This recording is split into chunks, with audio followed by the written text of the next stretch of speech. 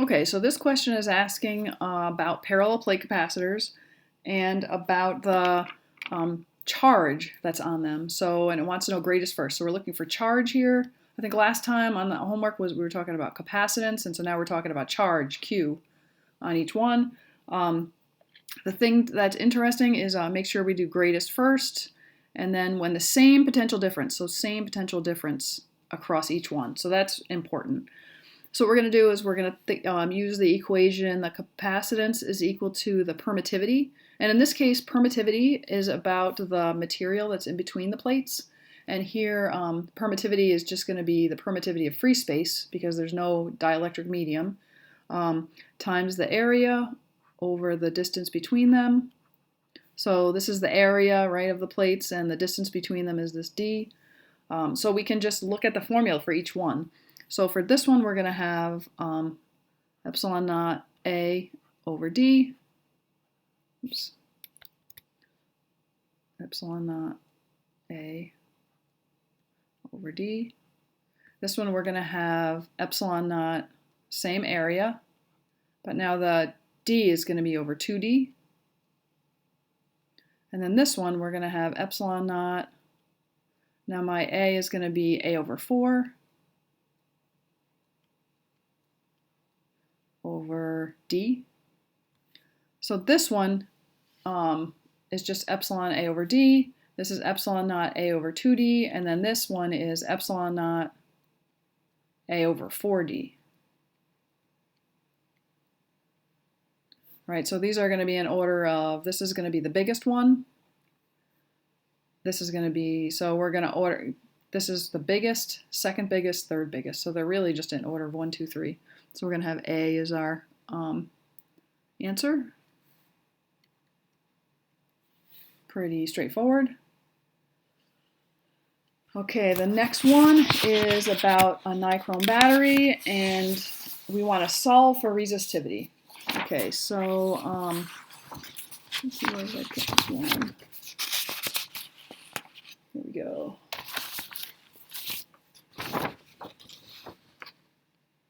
Okay, so it is telling us that what are some important things? Nichrome wire, great. It's 1 meter long, so that's great, and it's 1 millimeter squared in cross-sectional area. It carries a current of 4, so I is equal to 4, and potential difference is 2 volts. So just reading this, I know, okay, I'm going to be using the resistance equation that uses resistivity, because it's asking me to find the resistivity. So resistivity, so is rho L over A. Right, and my big thing is draw a picture, so I've got this wire, right, this is my A. Remember my A is equal to pi r squared, and then my length, it's going to be my L. Okay, so what's the resistivity? So I'm looking for resistivity, I'm searching for this rho. So what don't I know? Well, I don't know what the resistance is. It doesn't tell me what the resistance is, but I know I can use Ohm's law to find resistance. So I know that V is equal to, so law, that I know that V is equal to IR, and so therefore R is equal to V over I. Okay, so V is equal to 2 volts, and I is equal to 4 amps. All right, so I'm going to have 4 amps. So I'm going to have half an ohm, 0.5 ohms, or 500 milliohms if we want to do that. We'll just leave it in ohms. Okay, so my rho then, rho is going to equal cross multiply resistance times the area divided by L. So I can plug in, pretty easy, right? 0.5 ohms times pi r squared. So I'm going to have 1 times So 1 millimeter squared. So let's think about 1 millimeter squared. So 1 millimeter squared is the same as 1 millimeter times 1 millimeter. And if I write that out in terms of meters, I'm going to have 1 times 10 to the minus 3 times 1 times 10 to the minus 3. And so really 1 millimeter squared is equal to 1 times 10 to the minus 6 meters squared. So I can plug that in, 1 times 10 to the minus 6 meters squared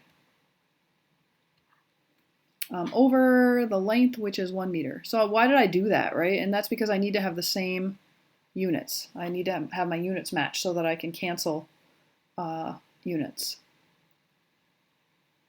And so looking at these units, right, I've got ohms, I've got a meter here, and I've got a meter squared.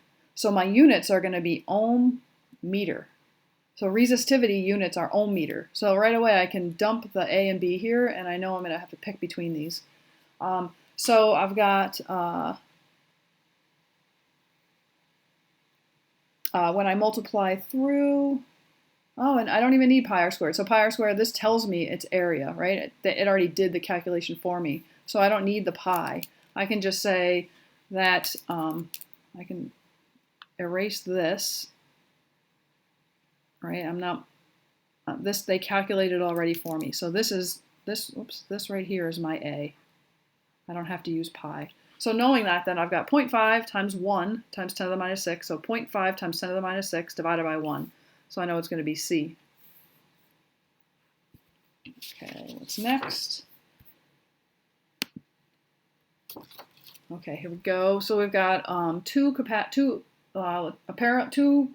in parallel, and then that set in series with another one.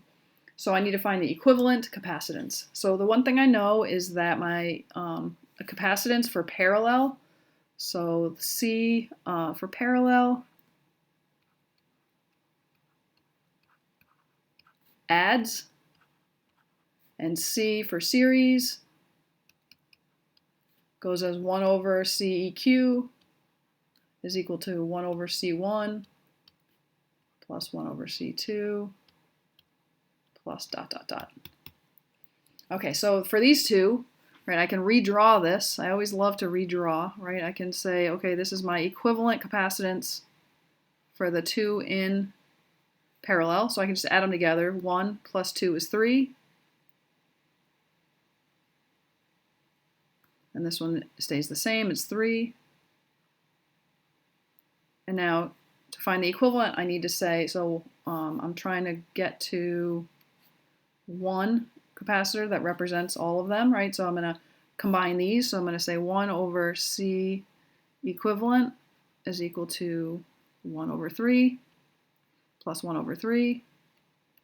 Right, that's that one, that's that one. So I get 2/3. So CEQ, I just have to, if I flip this, then I flip that. So I get is equal to 3/2. So that just tells me 3/2 is 1.5 microfarads. There we go. So I'm going to have B.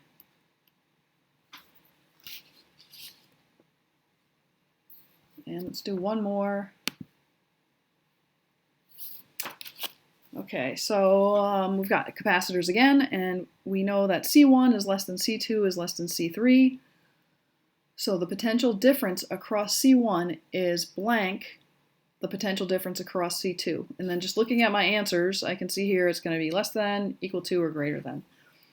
Okay, so what do I know about capacitors? Well, I know that, well, let's just think about potential. So I've got my C1, well, I guess let's do the second one first. The charge on C2 is blank the charge on C3. So let's think about the equation for charge. The equation for charge is Q is equal to C times V. And whenever you have capacitors in series, because these pieces for these two capacitors touch, and then these pieces touch, right? The charge across any set of capacitors in series is the same. So I build up a positive charge on this side, I build up a negative charge on this side, and so the capacitor's Q, so I would say Q1 is equal to Q2 is equal to Q3. So the charge is the same. So the charge on C2 is equal to the charge on C3. So I can just go through here and get rid of everything that doesn't have an equal to as the second answer. Boom, boom, boom, boom, and okay, so I'm left with C, F, and I. Okay, so now if I know my Q's are the same, so if this is, say, Q1 equals Q2 is equal to Q3, so plugging in this equation for Q, I can say C1 V1 is equal to C2 V2 is equal to C3 V3.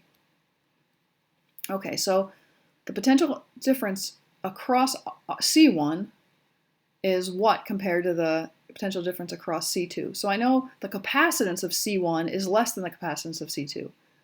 So if my capacitance here is smaller, is less than, in order for this to equal this, then my voltage has to be greater than. So if this is smaller, that means this has to be bigger. So my voltage, or my potential difference across C1 has to be greater than my potential difference across C2. So I'm looking for greater.